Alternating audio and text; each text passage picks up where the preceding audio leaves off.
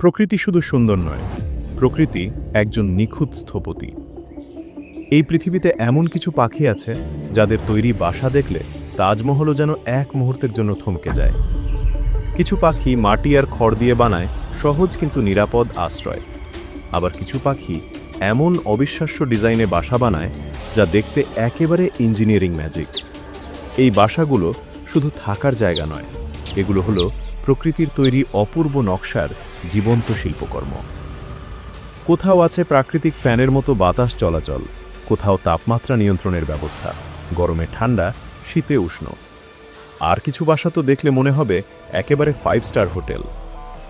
আজকের এই ভিডিওতে আমরা আপনাদের দেখাবো বিশ্বের সবচেয়ে অনন্য ও বিস্ময়কর 6টি পাখির বাসা, যেগুলো দেখে হয়তো আপনি এক মুহূর্তের জন্য অতীতে ফিরে যাবেন, যেখানে প্রকৃতি নিজেই ছিল সবচেয়ে বড় ইঞ্জিনিয়ার।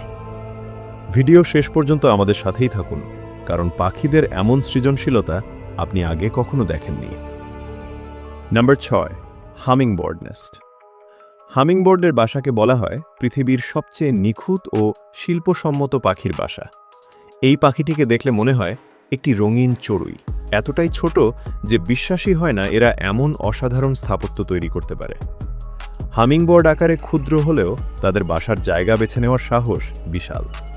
এরা সাধারণত বড় বড় গাছের উঁচু ডালে মাটি থেকে 10 থেকে 100 ফুট উচ্চতায় বাসা বানায়, যার ফলে নিচ থেকে এই বাসা দেখা প্রায় অসম্ভব। এই বাসা তৈরি করে শুধু মেয়ে হামিংবার্ড মাত্র 5 থেকে 10 দিনের মধ্যেই সে গড়ে তোলে এক নিখুঁত শিল্পকর্ম। বাসা বানাতে তারা ব্যবহার করে নরম খড় ও মাকড়সার জাল। এই মাকড়সার জালই হলো আসল ম্যাজিক। এর জন্যই হামিংবার্ডের বাসা হয় স্ট্রেচেবল, মানে বাচ্চারা বড় হতে থাকলে বাসাটাও ধীরে ধীরে প্রসারিত হয়, ভেঙে পড়ে না। দেখতে এই বাসাগুলো এমন যেন একটি ছোট নারকেল উপরে থেকে নিখুঁতভাবে কেটে বসানো হয়েছে। কিন্তু সৌন্দর্যের পাশাপাশি হামিংবার্ডরা নিরাপত্তাকেও সমান গুরুত্ব দেয়। তারা বাসার চারপাশে পাতা আর প্রাকৃতিক রং এমনভাবে বসায় যাতে দূর থেকে বাসাটাই চোখে না পড়ে। ফলে শিকারী পাখিরা বুঝতেই পারে না এই ছোট্ট শিল্পকর্মের ভেতরে লুকিয়ে আছে নতুন জীবনের স্পন্দন। এটাই হামিংবার্ডের বাসা, ছোট শরীরে বড় প্রতিভা আর প্রকৃতির এক নিঃশব্দ মাস্টারপিস। নাম্বার 5-এ আছে মন্তেজুমা ওরোপেন্ডোলা নেস্ট। কোস্টারিকা, পানামা আর দক্ষিণ মেক্সিকোর জঙ্গলে পাওয়া যায় এই উজ্জ্বল রঙের উচ্চ স্বরে ডাক দেওয়া রহস্যময় পাখিটিকে। কিন্তু এদের সবচেয়ে বড় পরিচয় এদের অবিশ্বাস্য বাসা নির্মাণ শিল্প। এই পাখির বাসা সাধারণ নয়, এগুলো লম্বা, ঝুলন্ত এবং বোনা ঝুড়ির মতো, যা তৈরি হয় উদ্ভিদের ফাইবার, লতা আর ঘাস দিয়ে। একটি বাসার দৈর্ঘ্য হতে পারে 6 ফুট পর্যন্ত। দূর থেকে দেখলে মনে হয় গাছ থেকে ঝুলে থাকা প্রাকৃতিক শিল্পকর্ম। কিন্তু এখানেই শেষ নয়। মন্তেজুমা ওরোপেন্ডোলা একটি সামাজিক পাখি। একটি মাত্র গাছেই ঝুলে থাকতে পারে 20 থেকে 100টি বাসা, যা পুরো গাছটাকেই রূপ দেয় এক জীবন্ত ন্যাচারাল অ্যাপার্টমেন্টে। এই দৃশ্য এতটাই চমকপ্রদ যে অনেকেই একে জঙ্গলের ঝুলন্ত শহর বলে। এই ঝুলন্ত ডিজাইনের পেছনে আছে ভয়ঙ্কর বুদ্ধি। বাসাগুলো দোল খায় বাতাসে, ফলে সাপ, বানর কিংবা অন্য শিকারী প্রাণী সহজে সেখানে পৌঁছাতে পারে না। আর কোনো বিপদ এলে সব পাখি একসাথে জড়ো হয়ে দলবদ্ধভাবে বাসা রক্ষা করে। আরও অবাক করা বিষয় হলো এই বাসাগুলো সাধারণত তৈরি হয় গাছের সবচেয়ে উঁচু, সরু আর নড়বড়ে ডালে, যেখানে শিকারীদের পৌঁছানো প্রায় অসম্ভব। কখনো কখনো এরা বাসা বানায় পানির কাছাকাছি, যাতে নিরাপত্তা হয় দ্বিগুণ। এই পুরো নির্মাণ কাজের মূল স্থপতি হলেন মেয়র ওরোপেন্ডোলা পাখি। তিনি বুনে চলেন প্রতিটি ফাইবার, প্রতিটি গেট, যাতে বাসাটি থাকে নিরাপদ, ভারসাম্যপূর্ণ আর খারাপ আবহাওয়ার মাঝেও অটুট। নাম্বার 4-এ আছে সোশিয়েবল উইভার বার্ড নেস্ট। এটি ছোট্ট পাখি, কিন্তু যার চিন্তাধারা বিশাল। এদের বাসা দেখলে প্রথমেই মনে হবে এটা কোনো বাসা নয়, একটা মেগা স্ট্রাকচার। বিশ্বের সবচেয়ে বড় পাখির বাসা হিসেবে পরিচিত এই নীড় গাছ বা বিদ্যুতের খুঁটির ওপরে তৈরি হয়, আর এর ওজন হতে পারে 1 টন পর্যন্ত।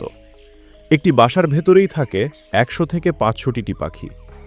এটা শুধু বসবাসের জায়গা নয়, এটা একটা পূর্ণাঙ্গ কমিউনিটি। বাসার ভেতরে আছে একাধিক আলাদা আলাদা চেম্বার, কোথাও ডিম পাড়ার জায়গা, কোথাও বিশ্রাম, আবার কোথাও নিরাপদে ঘুমানোর ঘর।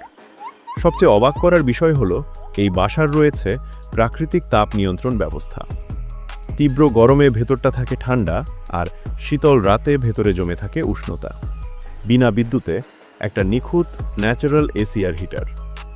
বাসার বাইরের বাইজিরের অংশ তৈরি হয় কাঁটাযুক্ত ডাল, শক্ত ঘাস আর খড় দিয়ে।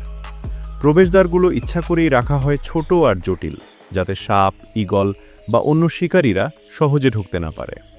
এই বিশাল কাঠামো কোনো একক পাখির কাজ নয়, পুরো দল একসাথে কাজ করে, বছরের বছর ধরে বাসাটাকে তৈরি করে, মেরামত করে, বড় করে। এই বাসা এতটাই স্থায়ী যে এক প্রজন্মের পর আরেক প্রজন্ম একই নীড়ে বড় হয়। নম্বর 3-এ আছে ম্যালিফাউল বার্ড নেস্ট। ম্যালিফাউল শুধু পাখি নয়, একে বলা হয় প্রকৃতির ইঞ্জিনিয়ার। কারণ এদের বাসা কোনো সাধারণ নীড় নয়, এটা একটা বিশাল জৈব টিলা।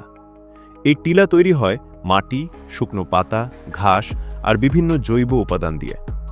এর প্রস্থ হতে পারে 4.5 মিটার, উচ্চতা প্রায় 1 মিটার, আর ওজন পৌঁছায় 300 থেকে 400 কিলোগ্রাম পর্যন্ত। কিন্তু সবচেয়ে অবাক করা বিষয়, এই টিলাই কাজ করে একটি প্রাকৃতিক থার্মোস্ট্যাট হিসেবে।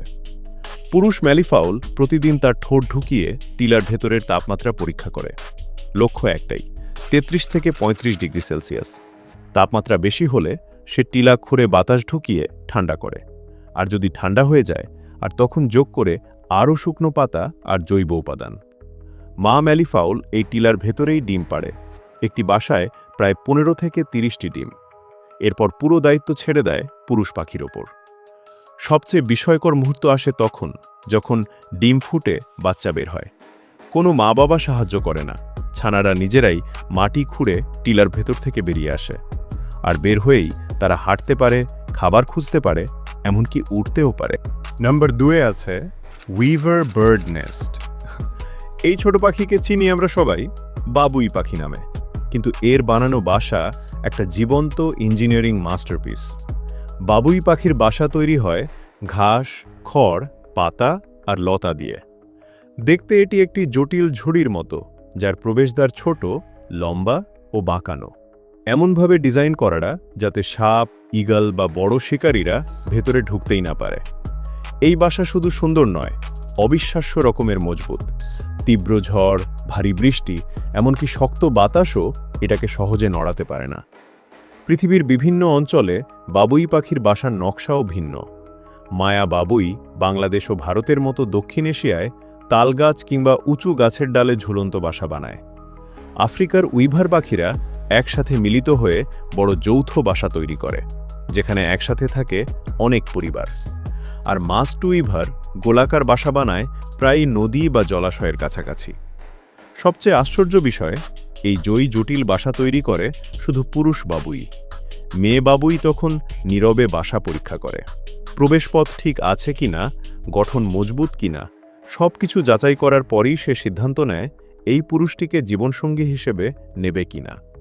যদি বাসা পছন্দ না হয়, পুরুষ বাবুই নিজের বানানো পুরো বাসা ভেঙে ফেলে, আবার নতুন করে শুরু করে।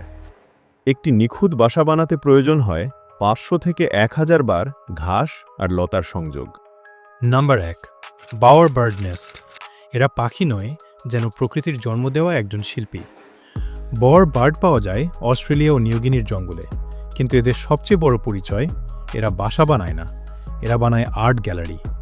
এই বাসাগুলোতে ডিম পাড়া হয় না, এই বাসা তৈরি হয় শুধু একটাই উদ্দেশ্যে, মেয়ে পাখিকে মুগ্ধ করার জন্য। পুরুষ বাওয়ার বার্ড ঘাস, কাঠি আর লতা দিয়ে একটি সুচারু কাঠামো বানায়। তারপর শুরু হয় আসল কাজ, সাজানো। ফুল, রঙিন পালক, পাথর, শামুকের খোলস, কাচের টুকরো, প্লাস্টিক, এমনকি মানুষের ফেলে দেওয়া জিনিসও। সবচেয়ে আশ্চর্যের বিষয় জানেন, প্রতিটি বাওয়ার বার্ড একটা নির্দিষ্ট রঙে পাগল। কেউ শুধু নীল জিনিস সংগ্রহ করে, কেউ সবুজ, কেউ আবার হলুদ।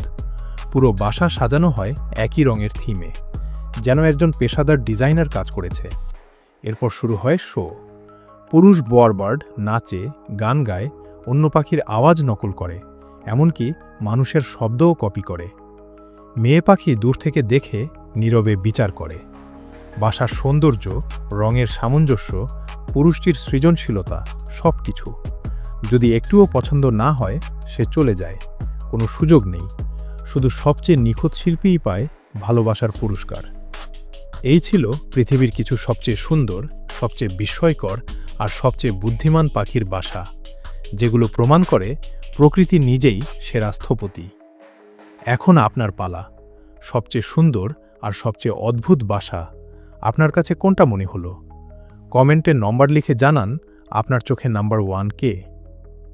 এই ভিডিও যদি আপনাকে এক মুহূর্ত অবাক করে থাকে তাহলে লাইক দিন, আর এমন আরও রহস্যময়, চোখ ধাঁধানো প্রকৃতির গল্প পেতে চ্যানেলটি এখনই সাবস্ক্রাইব করুন, কারণ এই ভিডিওর পার্ট 2 খুব শিগগিরই আসছে, যেখানে আমরা দেখব পাখিদের এমন কিছু বাসা যেগুলো দেখলে মনে হবে এটা প্রকৃতি বানায়নি, কোনো এলিয়েন ইঞ্জিনিয়ার বানিয়েছে। ততক্ষণ পর্যন্ত প্রকৃতির সাথে থাকুন, কৌতূহলী থাকুন, আর দেখা হবে পরের ভিডিওতে।